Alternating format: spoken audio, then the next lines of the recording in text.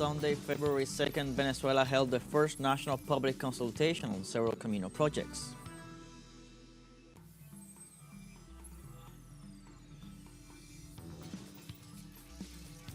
The scandal unleashed by the first investigations into the U.S. Agency for International Development could lead to its permanent closure. British media, Latin American far-right leaders are among the recipients of millions of dollars in aid.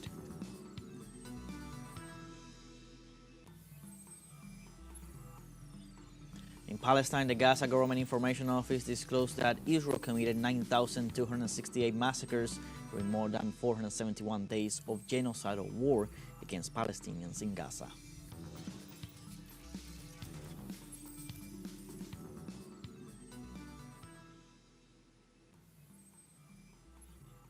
Hello, welcome from the South. I'm Luis Alberto Matos from the teleSUR studios in Havana, Cuba. We begin with the news.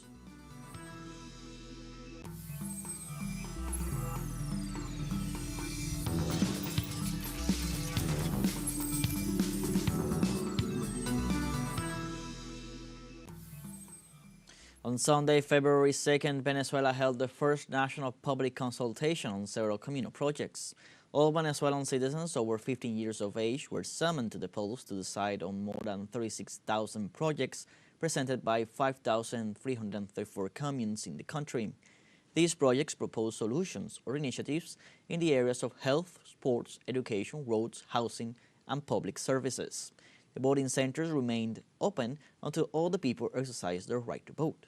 This is the first public consultation held this year, and it has had the highest participation compared to all previous ones, especially in the states of Zulia, Mérida, Caracas, Anzoátegui, Falcón, and Barinas.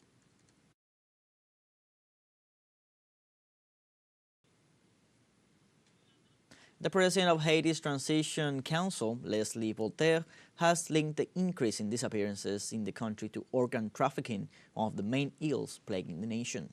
Recently, the security forces confirmed that several kidnapped farmers were still unaccounted for. The Haitian media emphasized that there are no ransom demands or anything similar. The acting head of government claims in the context of these disappearances that there is an organ trafficking network known as Peril of the Antilles, which is an organization with international connections that take advantage of the vulnerability of Haitian citizens in the midst of a tremendous political, social, and criminal crisis.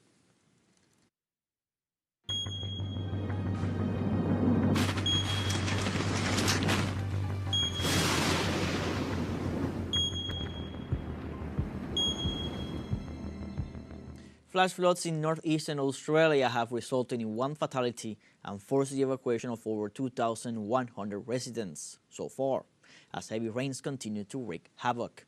The Queensland town of Ingham has been particularly hard hit, with the mayor confirming the death of a woman in her 60s after a rescue boat capsized. Queensland's Premier David Crisafulli warned that further rain and strong winds are expected, which could exacerbate the already dire situation. The Bureau of Meteorology has reported rainfall totals exceeding 600 millimeters in some areas, with predictions of continued severe weather into Monday. Authorities have issued emergency alerts for low-lying coastal areas, warning of life-threatening flooding as water levels rise rapidly. When the river bank broke, it just came down Mystic Avenue and wiped out one side of the street. Just everyone went underwater. Everyone's got water through their houses. There's a lot of people down there with no food, no power, obviously. People aren't coping, and there's no centre for anyone to go here to get some help. I definitely believe there's a change in Mother Nature because they're getting more severe, and this one especially being spread out. But quite, when you look at Cairns right down to Bowen, mate, something to think about. We now have a short break coming up, but first remember you can join us on TikTok at teleSUR English, where you'll find news in different formats, news updates, and much more. We'll be right back. Stay with us.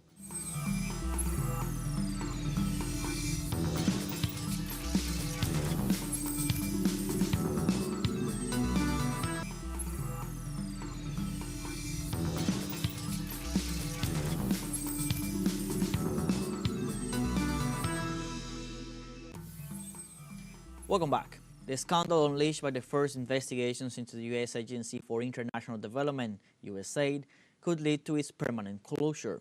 British media and Latin American private leaders are among the recipients of millions of dollars in aid.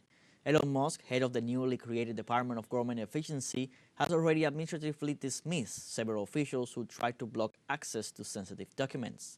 The first revelations confirm the transfer of millions of dollars to alleged political leaders in Latin America to help migrants who are now being expelled by Washington in deplorable conditions.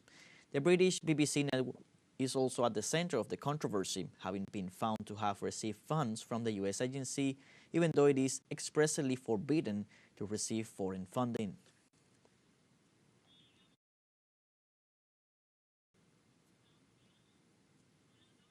In this context, tech tycoon Elon Musk denounced that the United States Agency for International Development financed research for biological weapons such as COVID-19. Elon Musk exposed in his social networks that with tax money, the USAID helped to investigate and spread the pandemic that caused millions of deaths in the world. The tycoon also stated that the U.S. agency also contributed to the production of heroin in Afghanistan, accusing them of being a criminal organization. Musk accused as well the USAID of being linked to coups d'etat in Haiti, Ukraine, Egypt, and other countries in the world.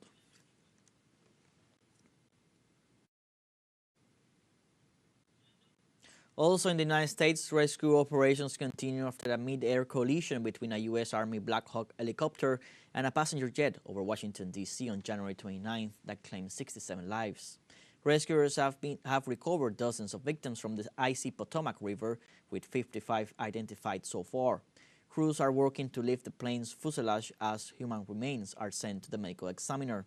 Washington Fire Chief John Donnelly expressed confidence that all victims will be retrieved, despite the challenging conditions.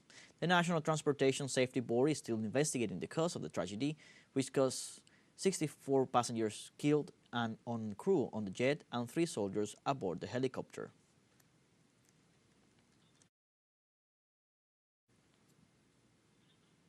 And South Africa joined the list of countries attacked by U.S. President Donald Trump on Sunday, who assured that he will suspend all future funding to the country.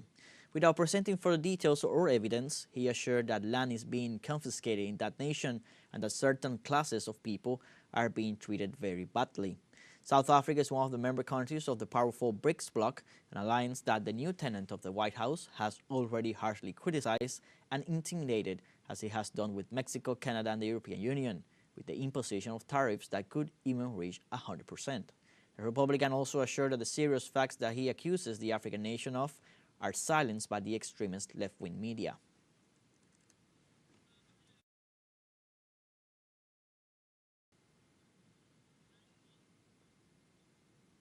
South African President Cyril Ramaphosa on Monday rejected his U.S. counterpart's comments, saying that Pretoria, like Washington, had always had laws regulating land use.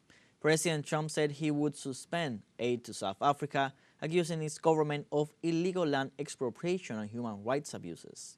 But the South African president reiterated that his country is a constitutional democracy rooted in justice and equality. He also reminded the White House that the Expropriation Act was not an instrument of confiscation but a legal process, and that the only funding they received from Washington is related to the HIV/AIDS program.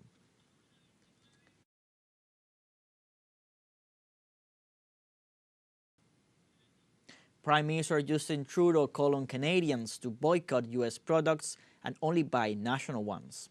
The Prime Minister urged citizens to check product labels and choose products manufactured in the country, suggesting that, whenever possible, choose Canada. Trudeau also called on Canadians not to vacation in the U.S., but to do so in Canada. The call aims to fight against the tariffs imposed by President Donald Trump.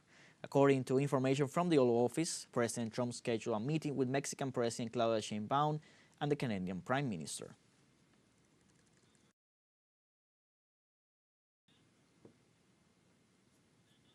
And European Union leaders have further convened to respond to the U.S. President Donald Trump threats. The 27 EU members have met Monday morning at the Royal Palace in Brussels. Briefings referred that the first part of the agenda will focus on geopolitics and the relations with the U.S. They further recalled that U.S. President Trump announced to impose very soon tariffs on the European Union. The GOP head of state had justified such hostile policy by accusing Europe of taking advantage of the U.S. Moreover, the agenda includes both a meeting with NATO Secretary to discuss issues related to Russia and an encounter with the British Prime Minister.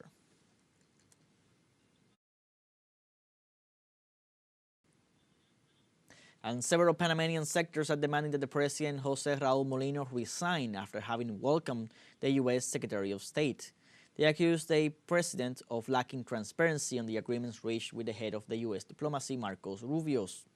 Former Supreme Court Justice Harry Diaz rejected the decision on Panama's relations with China and wondered if the legal cost of the lawsuits that could be brought by Chinese companies will be taken by the United States.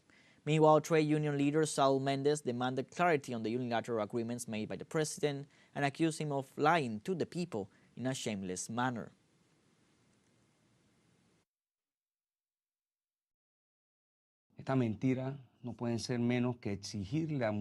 This lie can't bring about less than demanding that Molino resign, as he is informing that Rubio has clearly left in relation to the canal, that everything is fine, etc., and Rubio just said that they gave an ultimatum, and that he is going to inform the Central American countries that they are going to retake the canal. Rubio is declaring war on the Panamanian people by declaring that they are not interested in either sovereignty or self-determination. We now have a second short break coming up, but before we invite you to visit our YouTube channel at teleSUR English, there you will be able to rewatch our interviews, top stories, special broadcastings, and more. Hit the subscribe button and activate the notification bell to stay up to date on the world's most recent events. For a short break, don't go away.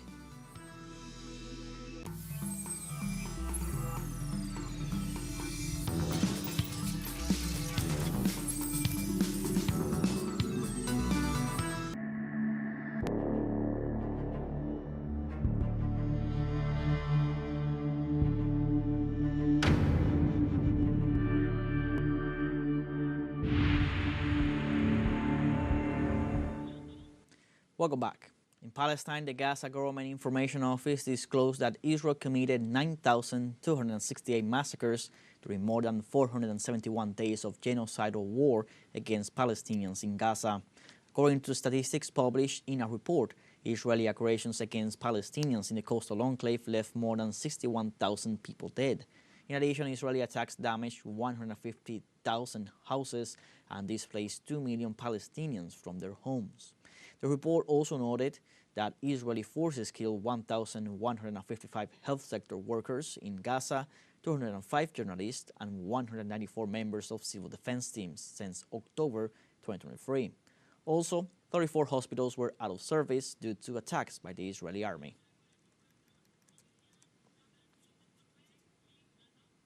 And the Russian Federation extends to 40 the list of states with access to foreign exchange and financial derivatives market after authorizing the entry of Mexico and Argentina. Until now, Brazil, Cuba, and Venezuela were the only Latin American countries authorized to participate in the Russian foreign exchange and financial derivatives market, which was established last September 2023. The government reported that this measure will make it possible to increase the efficiency of the mechanism of direct conversion of the national currencies of friendly and neutral countries, and the formation of direct ruble quotations to meet the demand of the Russian economy for payments in national currency. Cambodia, Ethiopia, Laos, Nigeria, and Tunisia also joined the list of authorized countries.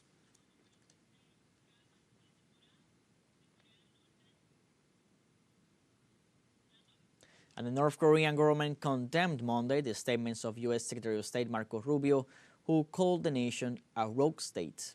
Rubio's statements pose a serious political provocation, willing to tarnish the image of a sovereign state. The North Korean administration ensured that Rubio had expressed the White House's incorrect view of the Asian nation. Furthermore, following the U.S. Secretary of State's remarks, the North Korean government stated that they will never help push Washington's interests in the region. Meanwhile, U.S. experts had described Rubio's statements as reckless, especially since the U.S. president has designated Richard Grenell as his special representative for North Korea.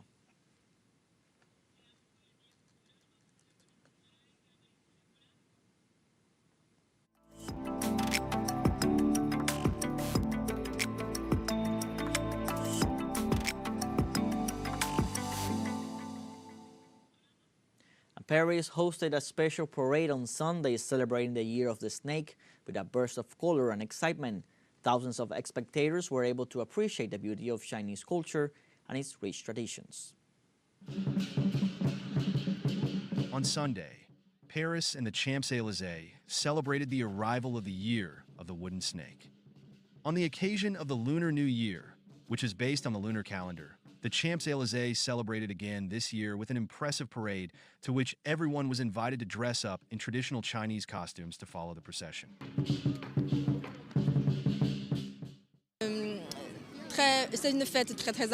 It's a very, very important festival for all the Chinese.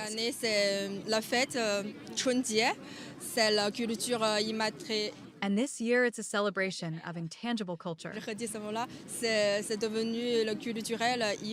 We're really excited, and it's a way of showing off Chinese culture to the whole world.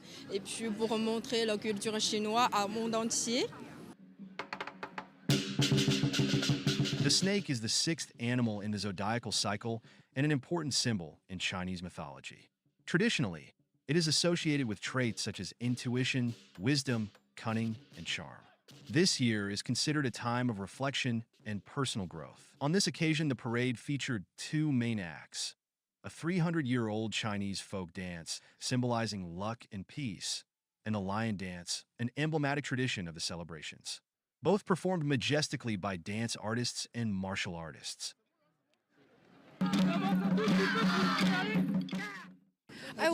First, I feel so proud because even in China, I never saw this show personally. I only saw it in TV.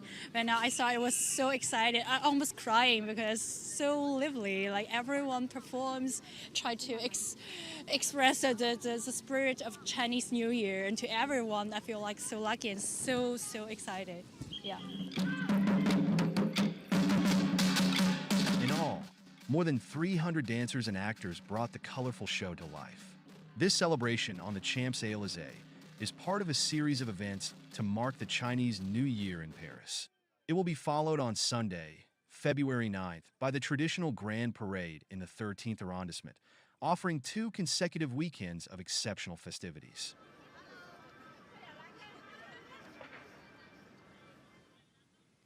In Brazil, the Inhabe indigenous village inaugurated the first cinema in an Amazon indigenous territory.